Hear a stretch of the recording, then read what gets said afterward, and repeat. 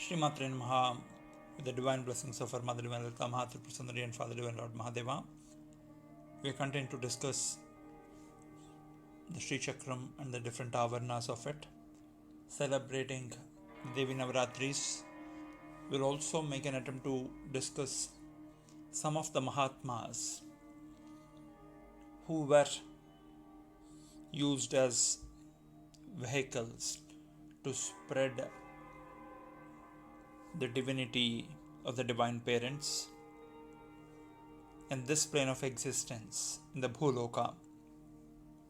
Today we'll make an attempt to understand a great Mahatma called Sombari Baba. Sombari essentially means Monday. Baba is believed to live from the 1824 to 1919 in the upper and the lower Himalayas, specifically going around the places like Padampuri, Kanchi, Khairna, Kakri and others in and around Uttarakhand, the current Uttarakhand and Nainital. Sombari Baba, when he was very young, his mother, who used to fast on all Mondays because she was a great Shiva devotee, and Baba, who would never eat without his mother eating and feeding him, therefore would always question the mother right from childhood on why she was not eating on Mondays and would feed him. As he became a young teenager, he would often question his mother on what is the point in fasting, especially the pangs of hunger can make one suffer, and while his mother would feed him food by telling stories of Shiva and Parvati and different Leelas, during the lunch he would hear his mother's hungry stomach grumble and roar with the hunger pangs. Sombari Baba was very, very fascinated with his mother's dedication to this divine couple that she never possibly has seen. So he would caution her right from childhood. Every time the discussion and debate comes up about fasting, he would ask, why are you fasting for a couple whom you have never seen, rather than eating the food that you are continuing to see, rather than undergoing the suffering that you are experiencing every moment of your fast. Then mother said, whatever we eat every day is their prasadam, and the reason I don't eat on Mondays is essentially the food that is offered, or the food that is consumed by me is offered as a prasadam to the people around, and by trying to observe the fasting, I'm also helping my body maintain in a healthy state, because the moment food enters our body, the food will start distracting our internal peace and equilibrium, and once we start eating, controlling the food, the quantities in moderation is very, very difficult, and any taste in excess always imbalances the arogya as per Ayurveda, and therefore converting a yogi tattvam into a rogi tattvam via the bhogi tattvam. The young Sombari Baba, whose original name is not known, at least not known to me, there might be other people who know it, and I used to listen to the story a lot of times from my Guruji. So Sombari Baba, right from his young teenage, would take the food that his mother would cook, especially on Mondays, and would distribute those rotis and the hot curry in the early evenings in the lower Himalayas, the foot of the Himalayas, Uttarakhand and Nainital, where his parents used to live. When he was 16 years old, and this was the month of October, November, and December, where majority of the places around Uttarakhand, Nainital actually start freezing given the winter and the terrible cold that starts coming down from the Himalayas to towards the lower Himalayas and much of India. And this was the time, one Monday evening during the month of Kartika, Sombari Baba was very affectionately, lovingly take all the rotis and the hot curry and was distributing. And there were 3 Siddhas who were sitting. Siddhashrama or Siddhas is basically a place in the upper Himalayas that is not accessible to all, and people who are called by the Siddhashrama gurus only can go and be a part of it. My Himalayan Paramaguru, Devara Baba, is basically a guru of the Siddhashram order. And many of these stories were seen, witnessed, and experienced by him and his direct disciples and Guru Bhais of mine. Now,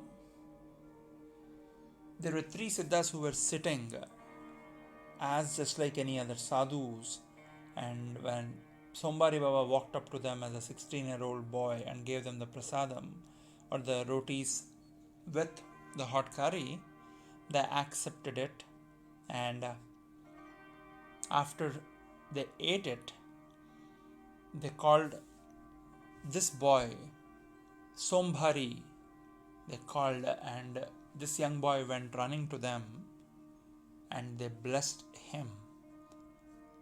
That evening, when Sombari Baba returned home and explained to his mother on what happened, his mother felt very happy, and she said, there are many great saints who live in this Devabhumi Himalayas, and when they come down, it's basically a blessing on us for us to witness them and get their darshanam. It's as good as witnessing the God. Therefore, many of these saints are called Bhagavat or Bhagavati Padas. They are the feet of the God or the goddess. Stating this, when they would sleep, mother would always tell stories to him. That night, even before mother started telling the story, Sombari Baba felt asleep and he was deep in the state of sleep. In the sleep, he heard a very interesting mantra that he never heard, which was a mix of the Ardhanarishwara or the Shiva Shakti Rupa mantras mixed. The next morning, Sombari Baba woke up earlier than mother and started repeating this mantra, and this continued in some time. When his mother passed away, he became a wandering saint and started chanting this mantra whole through from his early 20s until his mid 30s. He was known to do deep tapasya in the lower Himalayas around the places that I mentioned, Padampuri and others. And given the tradition that his mother initiated him into donating the food on Mondays, he would descend down wherever he was, whichever part of the Himalayas, to the foot of the Himalayas, especially to places like Padampuri, and on Mondays he would basically cook food and offer to all the devotees. And the strange part was, Sombari Baba always used to eat last, and how much ever food was cooked was exactly sufficient. Never a grain was wasted, and all the devotees who would come visiting him in different parts of Himalayas were always protected miraculously from the wild animals or the landslides and all the natural disasters that can be a major hindrance in the rapid climate changing places like region of Himalayas.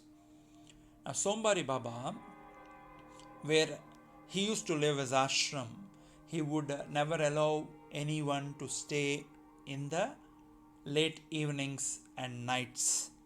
So one frequent devotee of Baba gathered courage and asked, Baba, you are so loving until the early evening. Why do you shoo us all away in the later evenings before night? Baba smiled and said, like all of you gather for my company and the prasadam of the God that I distribute, I also gather in the company of the Siddhas and the elevated beings of the Siddhashram who come to the ashram in the late evening and night and help me get charged spiritually. And they teach me, they are my teachers who come from the Siddhashrama. And if other humans exist, they won't come because of the energy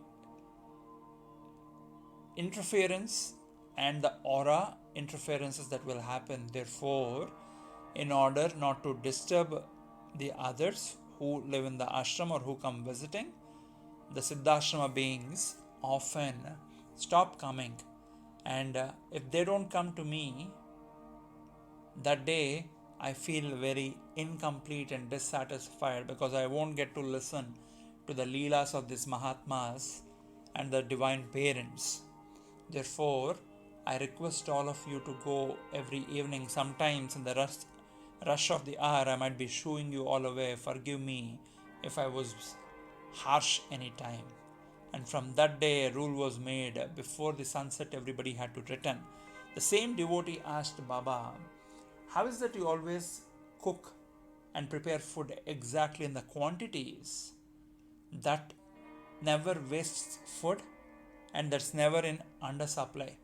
Then Baba smiled and said, one of the Siddhashrama gurus who is big on feeding others and prasada vitarana gave me a vessel which Lord Krishna gave to Draupadi, which is called the Akshaya Patra.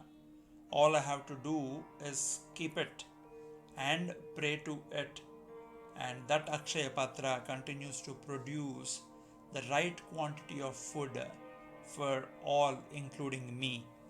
And therefore, it's not me, but it's the divine that prepares and distributes the prasadam. I just happened to be the vehicle or the means to distribute it.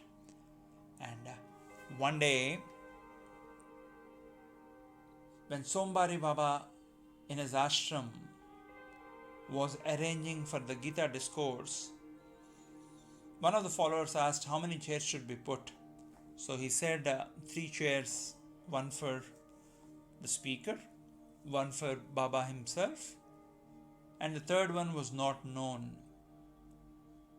Just about the Gita discourse was about to begin, Sombari Baba prayed looking up at the sky, and suddenly a young guru descended down as if he was descending down as avatars do, and everybody saw there was a beautiful young Baba called Hariya Khan Baba who listened to the pravachanam of Bhagavad Gita, and then as the Gita discourse finished, blessed everyone, and as all were saying, he just walked into the thin air and disappeared. Many such leelas were performed in the presence of Sombari Baba in and around. Though Baba passed away at a very early part of 1900s in 1919, the reason we still have access to such Mahatmas is because of other great devotees like Neem Karoli Baba, who is popularly known as the Guru of Steve Jobs and others. Neem Karoli Baba built his ashram in the same place as where Sombari Baba used to reside. This was a brief offering at the lotus feet of our divine parents. about a great yogi called Sombari Baba. Stay blessed, spread the bliss around. Shree maathrey, namaha.